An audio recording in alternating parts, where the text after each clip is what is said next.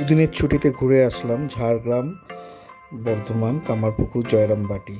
আমরা সকাল সকাল কলকাতা থেকে বেরিয়ে প্রথমে পৌঁছালাম ঝাড়গ্রামের কনক দুর্গা মন্দির। এই মন্দিরটি হচ্ছে পুরনো মন্দির, এটাকে নতুনভাবে সংস্কার করা হয়েছে। এরপরে নতুন মন্দিরে গিয়ে আমরা পুজো দিলাম এবং এখানে পুজো পাঠ কমপ্লিট করে আমরা বেরিয়ে পড়লাম জয়রামবাটির উদ্দেশ্যে। জয়রামবাটিতে মায়ের মন্দির দর্শন করে আমরা আসলাম কামারপুকুর। কামারপুকুরে ঠাকুরের সকল জায়গা, ছোটোবেলায় স্মৃতি বিচরিত সকল জায়গা এক এক করে ঘুরলাম।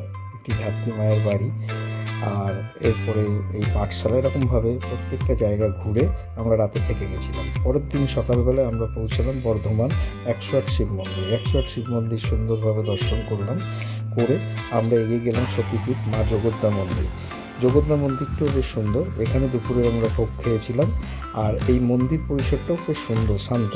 এখানে দুটি মন্দির পাশাপাশি, দুটোই জলের মধ্যে, এবং বছরে একবার করে এখানে মাকে পুজো করা হয়, তখন জল থেকে বার করা হয়। এরপরে আমরা গেলাম মা বগুলা সতীপীঠে।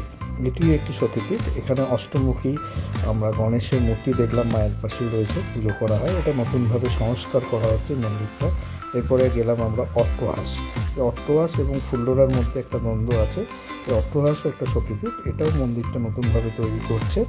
আর এখানে প্রচুর সারস পাখি আমরা দেখলাম, গাছের উপরে বসে আছে। অট্টহাস দেখতে দেখতে আমাদের বেশ সন্ধ্যা হয়ে গেছিলো।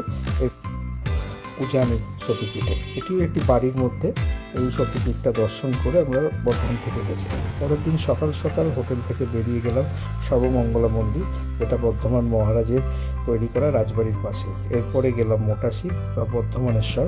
এই বর্ধমানেশ্বর হাইওয়ের পাশেই এটি দর্শন করে আমাদের ছোট্ট দুদিনের ট্রিপ শেষ করলাম।